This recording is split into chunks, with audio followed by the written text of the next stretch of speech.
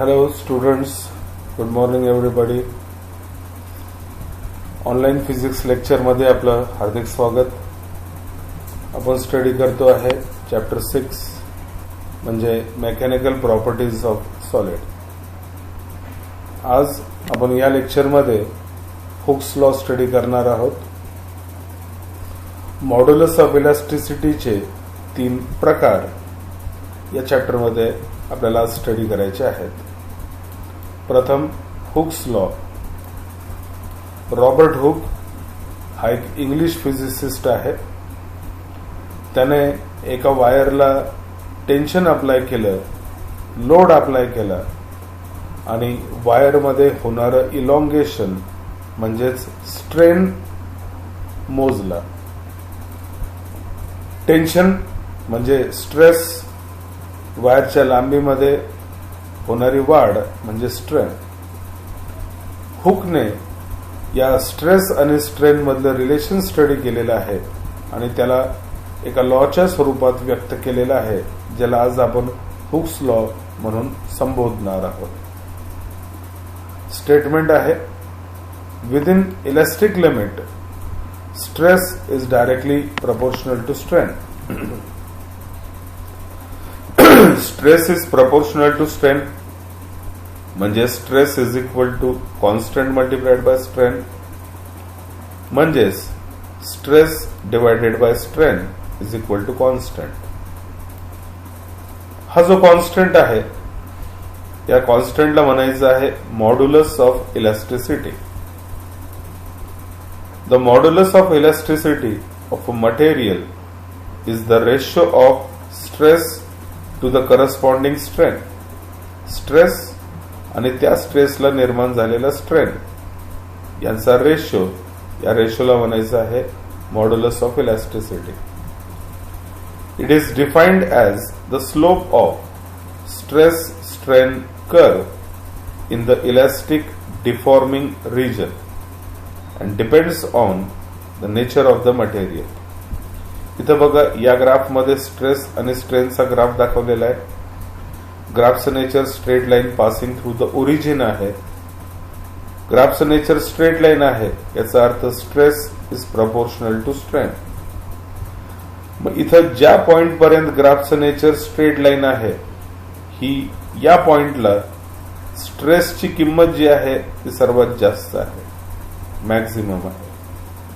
मग या स्ट्रेसची ही जी मॅक्झिमम व्हॅल्यू आहे की जिथपर्यंत स्ट्रेस आणि स्ट्रेन प्रपोर्शनल आहेत, त्या मॅक्झिमम स्ट्रेसला इलास्टिक लिमिट असं म्हणायचं आहे. आणि त्याच्या आत, त्या लिमिटच्या आत जर आपण फोर्स अप्लाय केला तर stress is proportional to strain, म्हणजे फोर्स अप्लाय केला म्हणजे इलॉंगेशन वाढेल. पण आपण जर फोर्स रिमूव्ह केला तर वस्तू ओरिजिनल कंडिशनला, ओरिजिनल डायमेन्शनला परत येईल. मग हा जो रिजन आहे, इथं या रिजन पर्यंत वस्तू इलास्टिक बॉडी सारखं कार्य करते, म्हणून या रिजनला काय म्हणायचं आहे, इलास्टिक डिफॉर्मिंग रिजन. ज्या रिजन मध्ये फोर्स अप्लाय केल्यानंतर वस्तू डिफॉर्म होते, फोर्स रिमूव्ह केल्यानंतर वस्तू आहे त्या मूळ जागेवरती म्हणजे ओरिजिनल डायमेन्शन वरती परत येते, त्या रिजनला म्हणायचं आहे इलास्टिक डिफॉर्मेशन रिजन. मग या इलास्टिक डिफॉर्मेशन रिजन मध्ये जर या स्ट्रेस आणि स्ट्रेन ग्राफचा जर मी स्लोप फाइंड केला, स्लोप म्हणजे काय, change in Y coordinate upon change in X coordinate, म्हणजे delta Y by delta X. Y coordinate stress आहे, एक्स कोऑर्डिनेट स्ट्रेन आहे, म्हणजे स्लोप म्हणजे आपल्याला स्ट्रेस भागिले स्ट्रेन मिळेल. पण स्ट्रेस भागिले स्ट्रेन याला आपण काय नाव दिलेलं आहे, मॉड्युलस ऑफ इलास्टिसिटी. सो आपल्याला स्ट्रेस आणि स्ट्रेन ग्राफचा जर स्लोप फाइंड केला तर तो स्लोप म्हणजेच modulus of elasticity. The stress strain curve with in elastic limit is shown in figure. Elastic modulus. Modulus of elasticity जे आहे याचे प्रकार, स्ट्रेस 3 प्रकारचे आहेत, स्ट्रेन 3 प्रकारचे आहेत, म्हणून मॉड्युलस ऑफ इलास्टिसिटी चे देखील 3 प्रकार पडतील. एक लांबीच्या परिवर्तनाशी संबंधित, दुसरा व्हॉल्यूमच्या परिवर्तनाशी संबंधित आणि तिसरा शेपच्या परिवर्तनाशी संबंधित. There are 3 types of stress and strain related to change in length, change in volume and change in shape. Hence we have 3 moduli of elasticity corresponding to each type of stress and strain. प्रत्येक stress आणि स्ट्रेनच्या प्रकारासाठी आपल्याला एक मॉड्युली of elasticity असणार आहे. त्यातला पहिला जो मुद्दा आहे, पहिला मॉड्युलस ऑफ इलास्टिसिटी जो आहे तो आहे यंग्स मॉड्युलस. सिम्बॉल आहे capital Y. It is the modulus of elasticity related to change in length of an object like metal, wire, rod, beam etcetera due to applied deforming forces. जो modulus of elasticity वस्तूच्या लांबीच्या परिवर्तनाशी संबंधित आहे, deforming force apply केल्यानंतर वस्तूच्या लांबीच्या परिवर्तनाशी संबंधित जो मॉड्युलस ऑफ इलास्टिसिटी असेल त्याला म्हणायचं आहे Young's modulus. Hence it is also called as elasticity of length. Young's मॉड्युलसला दुसरं नाव काय देतो आहे? Elasticity of length. It is named after British physicist Thomas Young. Consider a metal wire of length capital L having radius small r suspended from a rigid support. एक wire आपण घेतोय, त्या वायरला रिजिड सपोर्ट पासून suspend करायचं आहे. वायरची लांबी capital L आहे आणि त्याचा रेडियस स्मॉल r आहे. A load mg is attached to the free end of the wire. वायरचं जे दुसरं मोकळं टोक आहे त्याला एक लोड अप्लाय करायचा आहे ज्याचा मास कॅपिटल M असेल. म्हणजे फोर्स किती ऍक्ट होईल? Gravitational force mg. Due to this deforming forces get applied to the free end of wire in downward direction. हे वजन लावल्यामुळे त्या वायरच्या दुसऱ्या टोकावरती डाउनवर्ड डायरेक्शन मध्ये फोर्स ऍक्ट होईल आणि हा फोर्स त्या वजनाच्या वेट एवढा असेल. In its equilibrium position longitudinal stress म्हणजे applied force upon area. Force apply केलेला आहे F. वायरचा एरिया A घेतला तर F अपॉन A. F ची किंमत आहे mg. वायरचे रेडियस r आहे म्हणून एरिया पाय r square. It produces change in length of wire if capital L plus small l is the new length of the wire, then small l is the extension or elongation of in wire. वायरला वजन लावलं, wire लांबेल, त्याची नवीन लांबी capital L original लांबी होती, पण वजन लावल्यामुळे ती लांबी वाढलेली आहे. मग आता नवीन लांबी किती झाली? तर capital L plus small l. मग इथं स्मॉल एल जो आहे याला काय म्हणायचं आहे? त्या वायरमध्ये झालेलं एक्सटेन्शन किंवा वायरमध्ये होणारं इलॉंगेशन. Longitudinal strain. स्ट्रेन म्हणजे change in dimension upon original dimension. इथे लांबीमध्ये बदल होतो आहे म्हणून लॉन्जिट्युडिनल स्ट्रेन बरोबर change in length upon original length. लांबी मधला बदल स्मॉल एल आहे, ओरिजिनल लांबी कॅपिटल L आहे. So longitudinal strain is equal to small l upon capital L. Young's modulus is the ratio of longitudinal stress to longitudinal strain. Young's modulus म्हणजे longitudinal stress भागिले longitudinal strain. Longitudinal स्ट्रेसची किंमत mg upon pi r square.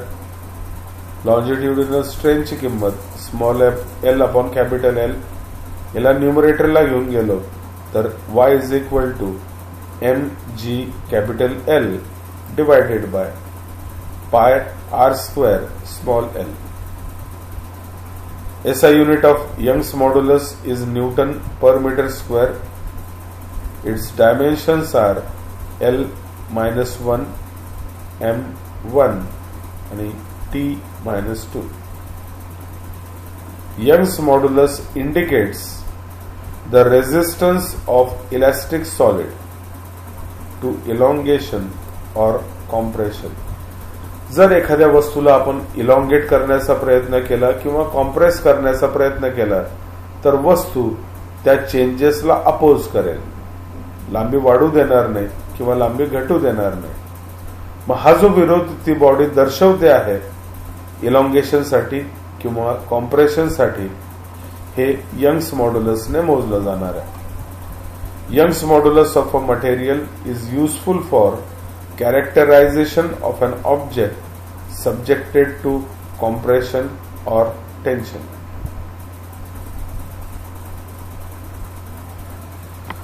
Modulus of इलास्टिसिटीचा दुसरा प्रकार आहे bulk modulus, symbol capital K. It is the modulus of elasticity related to change in volume of an object due to applied deforming force. जो modulus of elasticity वस्तूच्या व्हॉल्यूमच्या परिवर्तनाशी संबंधित आहे त्याला बल्क मॉड्युलस म्हणायचं.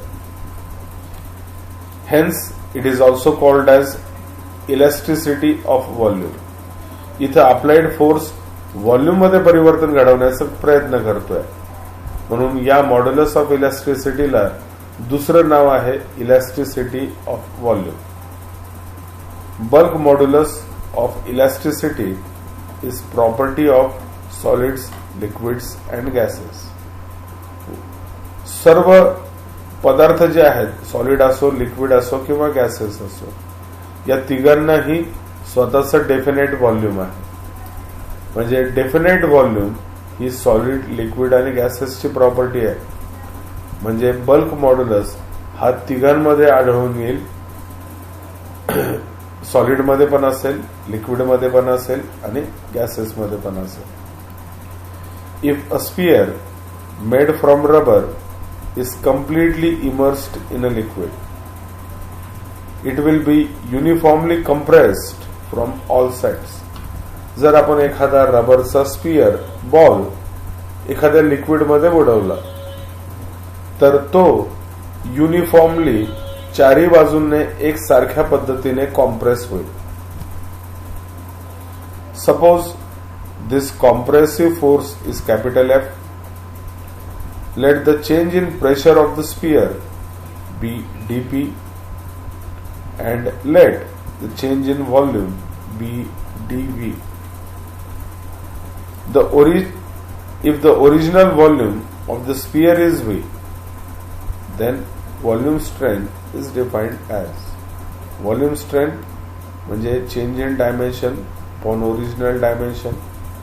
इथं व्हॉल्यूम मध्ये बदल होतो आहे, so volume strain is equal to change in volume upon original volume is equal to minus dV upon V. dV change in volume आहे, V ओरिजिनल व्हॉल्यूम आहे. इथं आपण निगेटिव्ह साइन दिलेला आहे. The negative sign indicates that there is decrease in volume. The magnitude of volume strain is equal to dV upon V. Negative sign direction दाखवतो आहे, फक्त magnitude घ्यायचं ठरला तर volume strain is dV upon V. Bulk modulus is defined as the ratio of volume stress to volume strain. Bulk modulus म्हणजे K is equal to volume stress upon volume strain. Volume stress म्हणजे dP, volume strain म्हणजे dV upon V. याला न्यूमरेटरला घेतलं तर K is V dP upon dV. इथं आपण फक्त मॅग्निट्यूड घेतो. SI unit of bulk modulus is newton per metre square आणि dimensions of bulk modulus are -1 in length, 1 in mass and -2 in time. Modulus of इलास्टिसिटीचा तिसरा प्रकार जो शेपच्या परिवर्तनाशी संबंधित आहे त्याला म्हणायचं आहे modulus of rigidity. The modulus of elasticity related to change in shape of an object is called rigidity modulus. Modulus of rigidity किंवा rigidity modulus. It is the property of solids only as they alone possess definite shape. Modulus of rigidity फक्त सॉलिड्सची property आहे, कारण फक्त सॉलिड्सना स्वतःचा definite shape असतो. म्हणून modulus of rigidity solids मध्ये आहे, लिक्विड्स आणि गॅसेसना डेफिनेट शेप नाही. म्हणून मॉड्युलस ऑफ रिजिडिटी फक्त सॉलिड्स मध्ये आढळून येईल, सॉलिडची प्रॉपर्टी असेल. A block shown in figure is made up of a uniform isotropic material. एक ब्लॉक युनिफॉर्म आयसोट्रॉपिक मटेरियलने बनलेला आहे, आकृतीमध्ये तो दाखवलेला आहे. It has uniform cross sectional area A and height L. याचा area of cross section A आहे, या पृष्ठभागाचा एरिया ए दाखवलेला आहे आणि त्याची हाईट जी आहे ती स्मॉल एल आहे. A cross section of the block is defined as any plane parallel to top and bottom surface and cuts the block. जर एखादा सेक्शन त्या ब्लॉकला कट करत असेल आणि कट करताना जर तो टॉप आणि बॉटमच्या सरफेसला पॅरलल असेल तर त्या पद्धतीने कट केल्यानंतर समोरून बघितल्यानंतर जे दिसतं त्याला काय म्हणायचं, cross sectional area. Two forces of magnitude F applied along top and bottom surface as shown in figure constitute a couple. Top surface वरती फोर्स अप्लाय केला, बॉटम सरफेस वरती पण फोर्स अप्लाय करता येईल किंवा तो स्टेशनरी असेल. मग इथं हे जे दोन फोर्सेस त्या ब्लॉक वरती ऍक्ट होत आहेत ते कपल तयार करतायत. अशा फोर्सेसच्या जोडीला कपल म्हणायचं. The upper surface is displaced relative to the lower surface by a small distance DL. Tangential force apply केला, ही लेअर बाजूला सरकली. आता डॉटेड लाईनचं जर स्ट्रक्चर बघितलं तर इथून इथपर्यंत एक पॅरलोपिपेड तयार झालेला दिसतो. मग जर आपण एखाद्या क्युबिक कंटेनर वरती टँजेन्शियल फोर्स अप्लाय केला तर त्या क्यूबचं रूपांतर पॅरलो